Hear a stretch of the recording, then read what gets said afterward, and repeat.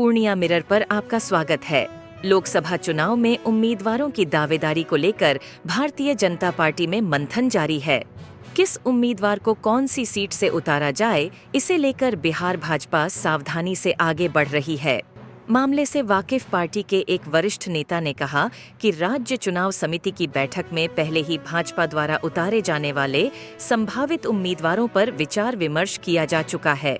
हालांकि अंतिम निर्णय केंद्रीय समिति की मंजूरी के बाद ही लिया जाएगा।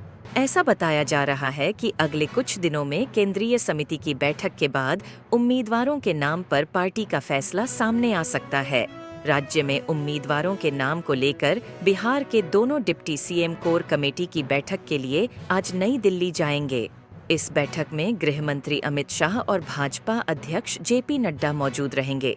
बिहार में लोकसभा सीटों पर उम्मीदवारों के नाम की चर्चा को करीब से समझने वाले एक वरिष्ठ नेता ने कहा, बीजेपी बिहार में अपने कुछ उम्मीदवारों को बदल सकती है, लेकिन यह पार्टी के लिए एकमात्र चिंता का विषय नहीं है। 2019 जैसी स्थिति फिर से वापस लाने के लिए भाजपा गठबंधन सहयोगियों से जीतने योग्य उम्मीदवारों को भी पेश कर सकती है। सामाजिक विश्लेषकों का कहना है कि भाजपा के लिए यह आसान नहीं होगा, क्योंकि कभी कभी बहुतायत की समस्या बड़े सिर दर्द का कारण बनती है। बीजेपी को अपने उम्मीदवारों के अलावा भी कई मुद्दे सुलझाने हैं। जेडीयू के शामिल होने का मतलब है कि पार्टी 2019 जैसा ही व्यवहार चाहेगी, लेकिन यह अन्य गठबंधन सहयोगियों की उम्मीदों के खिलाफ होगा। यह देखना दिलचस्प होगा कि बीजेपी इन पार्टियों को एकजुट रखने के लिए उनकी चुनौतियों से कैसे निपटेगी। उन्होंने कहा कि मंत्रिमंडल विस्तार और विधान परिषद चुनाव के लिए सीटों की घोषणा में देरी को भी इसी संदर्भ में भी देखा जाना चाहिए, क्योंकि एनडीए के उम्मीदवारों को टिकट नहीं मिलने के बाद असंतोष फैला हुआ है। यही कारण है कि भाजपा ने बिहार के लिए घोषणा करने में देरी की है।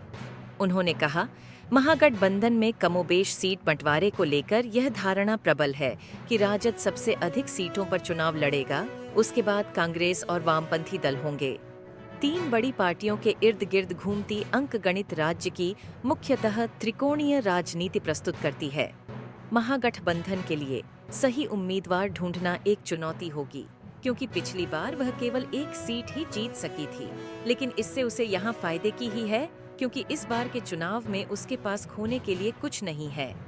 बीजेपी के एक वरिष्ठ नेता ने कहा कि 2019 की कहानी फिर से गढ़ने के लिए एनडीए को एक इकाई के रूप में लड़ना होगा, ताकि सभी सीटें उसकी झोली में आ जाएं। बड़े मकसद के लिए सीटों की अदला बदली से भी इनकार नहीं किया जा सकता।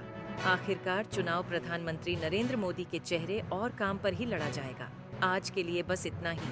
अगर वीडियो पसंद आया तो इसे लाइक करें, शेयर कमेंट करें और अपने चैनल को सब्सक्राइब करना ना भूलें। मिलेंगे कुछ और ऐसे ही रोचक वीडियो के साथ। तब तक आप देखते रहिए पूर्णिया मिरर। जय हिंद, जय भारत।